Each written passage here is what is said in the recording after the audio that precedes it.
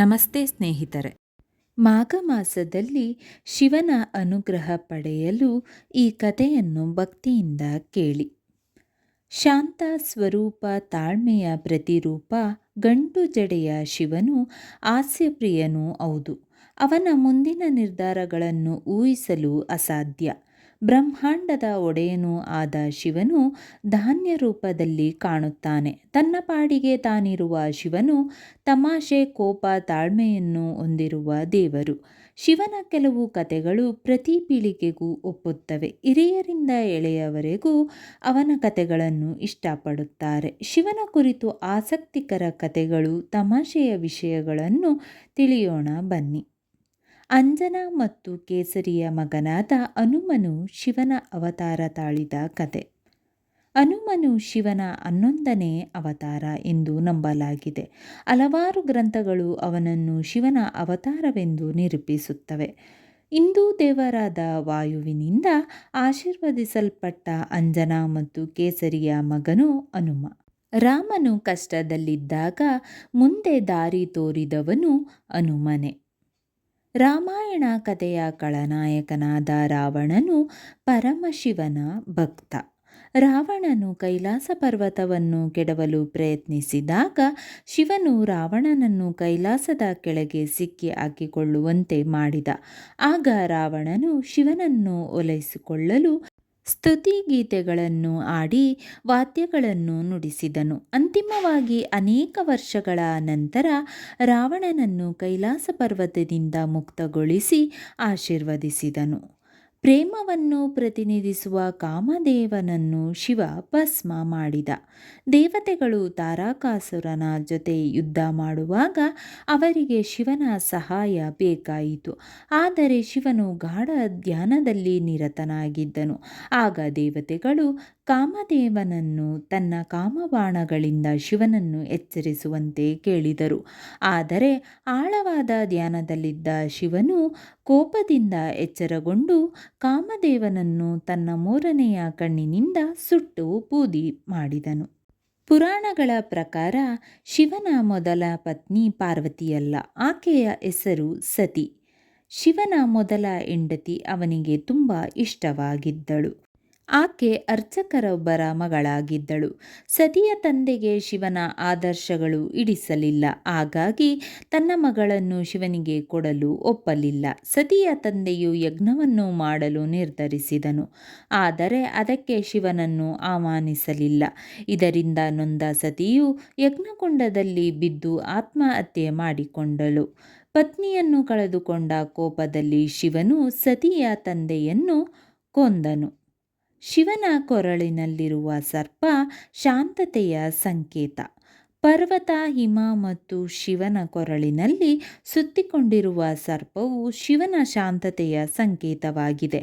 ಹಾಗೆ ನೋಡಿದರೆ ಶಿವನೇ ಒಂದು ಶಾಂತಿಯ ಮೂರ್ತರೂಪ. ಶಿವನ ತ್ರಿಶೂಲ ಮನುಷ್ಯನೊಂದಿಗೆ ಸಂಬಂಧ ಹೊಂದಿರುವ 3 ಲೋಕಗಳ ಸಂಗಮದ ಸಂಕೇತ. ನಮ್ಮೊಳಗಿನ ಪ್ರಪಂಚ, ಸುತ್ತಲಿನ ಪ್ರಪಂಚ ಹಾಗೂ ಅದರಾಚೆಗಿನ ಪ್ರಪಂಚದ ಸಂಗಮವೇ ತ್ರಿಶೂಲ. ಈ 3 ಲೋಕಗಳ ನಡುವಿನ ಸಾಮರಸ್ಯವನ್ನು ತ್ರಿಶೂಲವು ಪ್ರತಿನಿಧಿಸುತ್ತದೆ. ಶಿವರಾತ್ರಿಯ ಶುಭ ದಿನದಂದು ಪರಮೇಶ್ವರನ ಅನುಯಾಯಿಗಳಾದ ಶೈವ ಬಾಂಧವರು ಭಾಂಗ್ ಮತ್ತು ಗಾಂಜಾ ಹೊಗೆಯನ್ನು ಸೇವನೆ ಮಾಡುತ್ತಾರೆ. ಇದು ಶಿವಭಕ್ತರಲ್ಲಿ ಜನಪ್ರಿಯವಾಗಿದೆ. ಇದು ಪರಮೇಶ್ವರನಿಗೆ ಅರ್ಪಣೆಯ ಒಂದು ಮಾರ್ಗವೂ ಹೌದು ಎಂದು ಭಕ್ತರು ನಂಬಿದ್ದಾರೆ. ಶಿವನ ನಟರಾಜ ಅವತಾರ. ಅಜ್ಞಾನವನ್ನು ಪ್ರತಿನಿಧಿಸುವ ಕುಬ್ಜ ರಾಕ್ಷಸ ಅಪಸ್ಮರನು ಶಿವನಿಗೆ ಸವಾಲು ಹಾಕಿದ. ಆ ನಂತರವೇ ಶಿವನು ನಟರಾಜನ ಅವತಾರವನ್ನು ತಾಳಿ ಪ್ರಸಿದ್ಧವಾದ ತಾಂಡವ ಅಥವಾ ವಿನಾಶದ ನೃತ್ಯವನ್ನು ಪ್ರದರ್ಶಿಸಿದನು. ಅಂತಿಮವಾಗಿ ಅಪಸ್ಮಾರನ ಅಹಂನನ್ನು ತನ್ನ ಬಲಗಾಲಿನಿಂದ ಮೆಟ್ಟಿ ಅಜ್ಞಾನವನ್ನು ಸೋಲಿಸಿದನು. ಜ್ಞಾನ ಮತ್ತು ಅಜ್ಞಾನದ ನಡುವಿನ ಸಮತೋಲನವನ್ನು ಕಾಪಾಡಿಕೊಳ್ಳಲು ಅಪಸ್ಮರ ಸಾಯಬಾರದು ಎಂಬ ಕಾರಣದಿಂದ ಶಿವನು ಅಪಸ್ಮರನನ್ನು ನಿಗ್ರಹಿಸುವ ತನ್ನ ನಟರಾಜನ ರೂಪದಲ್ಲಿ ಶಾಶ್ವತವಾಗಿ ಉಳಿದಿದ್ದಾನೆ ಎಂದು ನಂಬಲಾಗಿದೆ. ಜ್ಞಾನ, ಸಂಗೀತ ಮತ್ತು ನೃತ್ಯದಿಂದ ಮಾತ್ರ ಅಜ್ಞಾನವನ್ನು ಹೋಗಲಾಡಿಸಬಹುದು ಎಂಬ ಸಂದೇಶವನ್ನು ನಟರಾಜನ ಅವತಾರ ಸಾರುತ್ತದೆ. ಶಿವನು ತನ್ನ ಪತ್ನಿ ಪಾರ್ವತಿಯೊಂದಿಗೆ ಅರ್ಧನಾರೀಶ್ವರ ರೂಪದಲ್ಲಿ ಅವತಾರ ಎತ್ತುತ್ತಾನೆ. ಇದರ ಅರ್ಥವು ಅರ್ಧ ಪುರುಷ ಮತ್ತು ಅರ್ಧ ಸ್ತ್ರೀ, ಅಂದರೆ ನಪುಂಸಕ ಲಿಂಗಿಯರನ್ನು ಪ್ರತಿನಿಧಿಸುತ್ತದೆ. ಈ ರೂಪವು ಒಂದು ಸಂಶ್ಲೇಷಣೆಯಲ್ಲಿ ಬ್ರಹ್ಮಾಂಡದ ಪುಲ್ಲಿಂಗ ಶಕ್ತಿ ಅಂದರೆ ಪುರುಷ ಮತ್ತು ಸ್ತ್ರೀಲಿಂಗ ಶಕ್ತಿ ಅಂದರೆ ಪ್ರಕೃತಿ ತೋರಿಸುತ್ತದೆ ಎಂದು ನಂಬಲಾಗಿದೆ. ದಂತಕಥೆಯೊಂದು ಹೇಳುವಂತೆ ಗೋಮಾತೆ ಸುರಭಿ ಬಹಳಷ್ಟು ಹಸುಗಳಿಗೆ ಜನ್ಮ ನೀಡಲು ಪ್ರಾರಂಭಿಸಿದಳು. ಇದರಿಂದಾಗಿ ಹಾಲಿನ ಪ್ರವಾಹವು ಕೈಲಾಸ ಪರ್ವತವನ್ನು ಆವರಿಸಲು ಆರಂಭಿಸಿತು. ಇದರಿಂದ ಕೋಪಗೊಂಡ ಶಿವನು ತನ್ನ ಮೂರನೇ ಕಣ್ಣು ಬಿಟ್ಟು ಅವುಗಳಲ್ಲಿ ಹಲವನ್ನು ನಾಶ ಮಾಡಿದನು. ಶಿವನನ್ನು ಶಾಂತಗೊಳಿಸಲು ದೇವತೆಗಳು ನಂದಿಯನ್ನು ಶಿವನಿಗೆ ಉಡುಗೊರೆಯಾಗಿ ನೀಡಿದರು. ದೇವದತ್ತ ಪಟ್ನಾಯಕ್ ಅವರು ಬರೆದಿರುವ ಶಿವನ ಕುರಿತು ಪುಸ್ತಕದಲ್ಲಿ ಶಿವನ ಕೆಲವು ವಿಲಕ್ಷಣ ರೂಪಗಳನ್ನು ಚಿತ್ರಿಸಿದ್ದಾರೆ. ಪಟ್ನಾಯಕ್ ಅವರ ಪ್ರಕಾರ ಶಿವನು ಯಾವಾಗಲೂ ಬೆತ್ತಲೆಯಾಗಿರುತ್ತಾನೆ, ಯಾವಾಗಲೂ ಪ್ರಚೋದಿತನಾಗಿರುತ್ತಾನೆ. ತನ್ನ ಭಕ್ತರಿಗೆ ಆಗುವ ಮುಜುಗರವನ್ನು ತಪ್ಪಿಸುವ ಸಲುವಾಗಿ ಶಿವನು ಜಿಂಕೆಯ ಚರ್ಮವನ್ನು ಸುತ್ತಿಕೊಂಡನು. ಶಿವನು ಬಾಹ್ಯ ಪ್ರಪಂಚದಿಂದ ಪ್ರಚೋದಿತನಾಗಿರುವುದಿಲ್ಲ, ಬದಲಾಗಿ ಆಂತರಿಕ ಪ್ರಪಂಚದ ಸಂಪರ್ಕದಿಂದಾಗಿ ಪ್ರಚೋದಿತನಾಗಿರುತ್ತಾನೆ. ಶಿವನು ಮೆತ್ತಿಕೊಂಡಿರುವ ಬೂದಿಯು ವಿನಾಶದ ಸಂಕೇತ. ನಮಗೆಲ್ಲರಿಗೂ ತಿಳಿದಿರುವಂತೆ ಶಿವನು ಬೂದಿಯನ್ನು ಮೆತ್ತಿಕೊಂಡಿರುತ್ತಾನೆ. ಇದು ವಿನಾಶದ ಸಂಕೇತವಾಗಿದೆ. ನಾವು ಶಾಶ್ವತ ಎಂದುಕೊಳ್ಳುವ ವಸ್ತುಗಳನ್ನು ಸುಡುವುದರಿಂದ ಆ ಬೂದಿ ಆಗಿರುತ್ತದೆ. ಈ ಬೂದಿಯು ಅಮರತ್ವ ಪ್ರತಿನಿಧಿಸುವ ಆತ್ಮದ ಶಾಶ್ವತತೆಯನ್ನು ಸೂಚಿಸುತ್ತದೆ. ಯಾವುದೇ ವಸ್ತುವು ನಾಶವಾದಾಗ ಕೊನೆಗೆ ಉಳಿಯುವುದು ಬೂದಿ ಮಾತ್ರ. ಶಿವನ ಹಣೆಯ ಮೇಲಿನ 3 ವಿಭೂತಿ ಪಟ್ಟೆಯು ತ್ರಿಲೋಕದ ಸಂಕೇತವಾಗಿದೆ. ಶಿವನ ಹಣೆಯ ಮೇಲೆ ಇರುವ 3 ವಿಭೂತಿ ಸಾಲುಗಳು ಹಿಂದೂ ಧರ್ಮದಲ್ಲಿ ಹೇಳಲಾಗುವ 3 ಲೋಕಗಳನ್ನು ಪ್ರತಿನಿಧಿಸುತ್ತವೆ. ಇದು ಜಡತ್ವ ಮತ್ತು ಚಲನೆಯ ಕೊರತೆಯನ್ನು ಸೂಚಿಸುತ್ತದೆ ಮತ್ತು 3 ಲೋಕಗಳನ್ನು ವಿಲೀನಗೊಳಿಸುವುದನ್ನು ಸೂಚಿಸುತ್ತದೆ.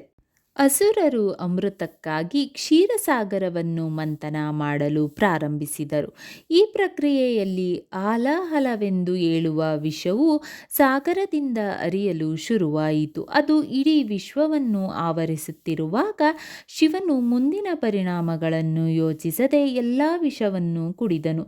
ಪಾರ್ವತಿಯು ಆ ವಿಷವು ದೇಹವನ್ನು ತಲುಪದಂತೆ ಗಂಟಲಲ್ಲೇ ಉಳಿಯಿತು. ಹಾಗಾಗಿ ಶಿವನ ಗಂಟಲು ನೀಲಿ ಬಣ್ಣದಿಂದ ಕೂಡಿದೆ. ಒಮ್ಮೆ ಬ್ರಹ್ಮ ಮತ್ತು ವಿಷ್ಣುವಿನ ನಡುವೆ ನಿಜವಾದ ದೇವರು ಯಾರೆಂಬ ಸಂಘರ್ಷ ಶುರುವಾಯಿತು. ಆಗ ಶಿವನು ಅನಂತಲಿಂಗ ಅಗ್ನಿಸ್ತಂಭವಾಗಿ ಕಾಣಿಸಿಕೊಂಡನು. ಸ್ತಂಭದ ತುದಿಯನ್ನು ಕಂಡು ಹಿಡಿಯಲು ನಿರ್ಧರಿಸಿದ ವಿಷ್ಣುವು ವರಾಹ ರೂಪ ತಾಳಿ ಸ್ತಂಭದ ಕೆಳಭಾಗದಲ್ಲಿ ಹುಡುಕಲು ಹೋದನು. ಬ್ರಹ್ಮನು ಮೇಲ್ಭಾಗವನ್ನು ಹುಡುಕಲು ಹೋದನು. ವಿಷ್ಣು ವಾಪಸ್ ಬಂದು ಇದಕ್ಕೆ ಅಂತ್ಯವಿಲ್ಲ ಎಂದು ಒಪ್ಪಿಕೊಂಡನು. ಆದಾಗ್ಯೂ ಬ್ರಹ್ಮನು ಸ್ತಂಭದ ಮೇಲ್ತುದಿಯನ್ನು ತಾನು ಕಂಡಿರುವುದಾಗಿ ಸುಳ್ಳು ಹೇಳಿದನು. ಹಾಗಾಗಿ ತಾನೇ ನಿಜವಾದ ದೇವರು ಎಂದು ಹೇಳಿಕೊಂಡನು. ಸ್ವಲ್ಪ ಸಮಯದ ನಂತರ ಸ್ತಂಭವು ತೆರೆದು ಶಿವನು ಕಾಣಿಸಿಕೊಂಡನು. ಬ್ರಹ್ಮನು ಸುಳ್ಳು ನುಡಿದಿದ್ದಾಗಿ ಹೇಳಿದ ಶಿವನು ವಿಷ್ಣುವಿನ ಪ್ರಾಮಾಣಿಕತೆಯನ್ನು ಮೆಚ್ಚಿದನು. ಅವನೇ ನಿಜವಾದ ದೇವರೆಂದು ಒಪ್ಪಿಕೊಂಡನು. ಅದೇ ಸಂದರ್ಭದಲ್ಲಿ ಬ್ರಹ್ಮನಿಗೆ ಶಾಪವನ್ನಿಟ್ಟನು.